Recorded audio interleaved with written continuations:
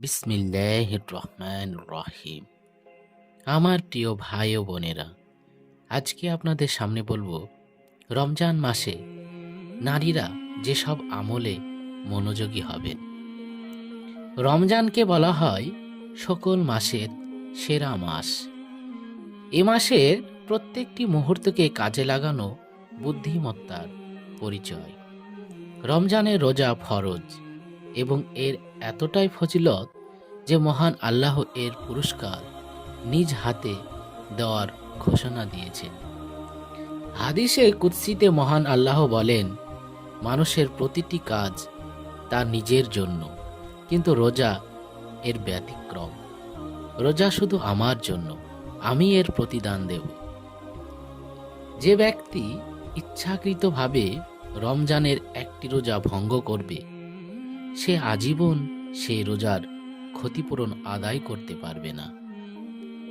পবিত্র রমজানে রোজা রাখা ছাড়াও এমন কিছু আমল আছে যেগুলোর ফজিলত অনেক বেশি, যা নারী পুরুষ সবার জন্য প্রয়োজন। আবার নারীদেরও কিছু করণীয় ও বর্জনীয় রয়েছে। রোজার দিনগুলো সাধারণত নারীদের ঘরোয়া পরিবেশেই কাটে। তাদের পক্ষে রমজানের বরকত হাসিল করা অনেকাংশ সহজ, তাই তাদের উচিত রমজানের প্রতিটি মুহূর্তকে কাজে লাগিয়ে জীবনের সফলতার দ্বার উন্মোচন করা। রমজানে নারীর বিশেষ কিছু আমল কোরআন হাদিসের আলোকে এখন তুলে ধরব। রোজাই হচ্ছে রমজানের প্রধান এবাদত। রোজা রাখার ক্ষেত্রে নারীরা এগিয়ে, এটা অবশ্যই প্রশংসাযোগ্য। কিন্তু অনেকেই আছেন রোজা রাখেন কিন্তু নামাজ ঠিক মতো পড়েন না। এটা খুবই অন্যায়। অন্য সময় তো নামাজ পড়বেনই, রমজানে আরও বেশি গুরুত্ব দিয়ে পড়বেন এবং যথাযথভাবে পড়বেন। তাছাড়া অন্যান্য এবাদতের মাত্রাও বাড়িয়ে দিতে হবে। ইসলাম নারীদের জন্য জান্নাত লাভের পথ একদম সহজ করে দিয়েছে। এক হাদিসে আছে, 4টি আমল করলে আল্লাহ তাআলা তাদের জান্নাতে পৌঁছে দেবেন। যে কোনো দরজা দিয়ে তারা জান্নাতে যেতে পারবে। 1 নম্বর হচ্ছে 5 ওয়াক্ত সালাত, 2 নম্বর রমজানের রোজা, 3 নম্বর লজ্জা স্থানের হেফাজত করা, 4 নম্বর স্বামীর খেদমত করা। এই 4টি আমলের বিনিময়ে জান্নাতের যে কোনো দরজা দিয়ে প্রবেশ করতে পারবেন। পরচর্চা, কুৎসা, নিরর্থক বিষয় নিয়ে মাতামাতি বন্ধ করতে হবে। এগুলো রোজার জন্য খুবই ক্ষতিকারক। না খেয়ে উপোস থাকা যেমন রোজার অংশ, তেমনি চলাফেরা ও চালচলনে শালীন হতে হবে। নারীর খোলামেলা চলাচলন তাদের নিজেদের রোজার পবিত্রতার জন্য যেমন ক্ষতিকর, তেমনি পরপুরুষের রোজা নষ্ট কিংবা হালকা করার জন্য দায়ী। এজন্য রমজানের দিনে নারীরা বাইরে বের হতে হলে অতি আদবের সঙ্গে পর্দা করে বাইরে বের হতে হবে। আল্লাহ তাআলা বলেন, আর তোমরা নিজেদের ঘরে অবস্থান করো, প্রাচীন অজ্ঞতায় যুগের মতো চোখ ঝালসানো প্রদর্শনী করে বেরিও না। যে কোনো সময়ের তুলনায় রমজানে দান সাদকার ফজিলত অনেক বেশি। এক্ষেত্রে নারীদের রয়েছে দারুণ সুযোগ। এর দ্বারা আল্লাহর বিশেষ কৃপা কোরানুর আশা করা যায়। নবী করিম সাল্লাল্লাহু আলাইহি সাল্লাম দান সাদকা গুনাহকে এমনভাবে মিটিয়ে ফেলে যেমন পানি আগুনকে যেমন নিভিয়ে ফেলে। রাসূলুল্লাহ সাল্লাল্লাহু আলাইহি সাল্লাম আরও বলেন, খেজুরের এক টুকরা দিয়ে হলেও দান করে নিজেকে জাহান্নাম থেকে বাঁচাও। রোজা রাখলে ক্ষুধা লাগবে, পিপাসা পাবে, এটাই স্বাভাবিক।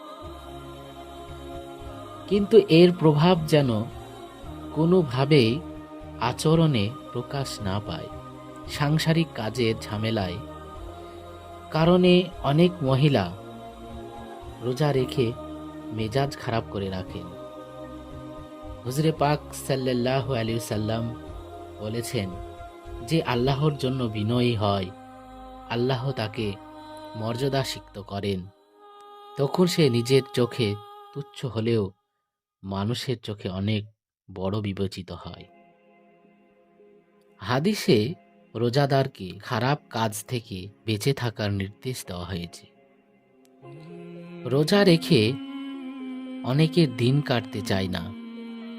এই অজুহাতে গান বাজনা, ইন্টারনেট, বিভিন্ন আজে বাজে কাজে মানুষ সময় ব্যয় করেন, কিন্তু এটা উচিত নয়। কেননা রোজাদারের সারাদিন হবে এবাদতের শামিল।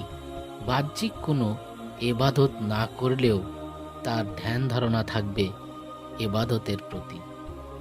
হুজুরে পাক সাল্লাল্লাহু আলাইহি সাল্লাম বলেছেন, কোনো ব্যক্তির ইসলামের অন্যতম সৌন্দর্য হল অনর্থক কথা কাজ পরিহার করা। বছরের অন্যান্য সময়ের চেয়ে যেহেতু রমজানের রুটিন কিছুটা ভিন্ন, সেজন্য সাংসারিক কাজকর্ম কিংবা পারিবারিক ব্যবস্থাপনায় বিশৃঙ্খলা সৃষ্টি হতে পারে। তা নিরসন করার দায়িত্ব নারীর উপর। অন্যের সুবিধার কথা চিন্তা করে নিজে কিছুটা ত্যাগ স্বীকার করে হলেও সংসারে শান্তি শৃঙ্খলা বজায় রাখতে হবে। কোরআনে বর্ণনায় স্ত্রীর মূল দায়িত্ব হল স্বামীর সংসারের দেখাশোনা, তদারক করা, স্বামীর সম্পদ হেফাজত করা ও সন্তানদেরকে লালন পালন করা। ইরশাদ হয়েছে, সুতরাং স্ত্রীর অনুগত এবং লোকচক্ষুর অন্তরালে আল্লাহ যা সংরক্ষিত করেছেন তা হেফাজত করতে হবে। রমজান হচ্ছে কোরআন নাজিলের মাস। এই মাসের সঙ্গে কোরআনে রয়েছে নিবিড় সম্পর্ক। রমজানে কোরআন তেলাওয়াতের সব অনেক বেশি। যারা কোরআন পড়তে পারেন তারা বেশি বেশি কোরআন তেলাওয়াত করবেন। আল্লাহ বলেন, রমজান মাস যার মধ্যে কোরআন নাজিল করা হয়েছে। লোকদের পথ প্রদর্শক এবং আবু উমামা বাহিলি রাদিয়াল্লাহু তাআলা সূত্রে বর্ণিত, হযরত রাসূল পাক সাল্লাল্লাহু আলাইহি সাল্লাম বলেছেন, তোমরা কোরআন পড়ো, কেননা তেলাওয়াতকারীদের জন্য কোরআন সুপারিশকারী হিসাবে আসবে। ইতকাফ রমজানের অন্যতম গুরুত্বপূর্ণ আমল। নারীরাও ইচ্ছা করলে শেষ দশকে ইতকাফ করতে পারে, তবে তা অন্দরমহলে পূর্ণ পর্দা বজায় রেখে।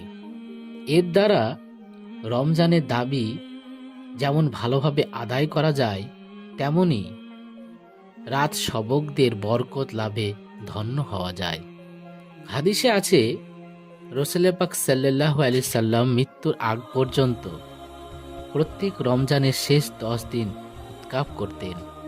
এরপর তার পবিত্র স্ত্রীরাও ইতকাফ করতেন। আরেক হাদিসে নবী করিম সাল্লাল্লাহু আলাইহি সাল্লাম বলেছেন, যে ব্যক্তির আল্লাহর সন্তুষ্টির উদ্দেশ্যে একদিন ইতকাফ করবে, আল্লাহ তাআলা তার ও জাহান্নামের মাঝে 3 পরিখা পরিমাণ দূরত্ব সৃষ্টি করবেন, যার দূরত্ব 2 দিগন্তের দূরত্বের থেকে বেশি দূরত্ব হবে। আল্লাহ তাআলা মুসলিম উম্মার সব নারীকে রমজান মাসে সচেতন হওয়ার তৌফিক দান করুন। আমিন।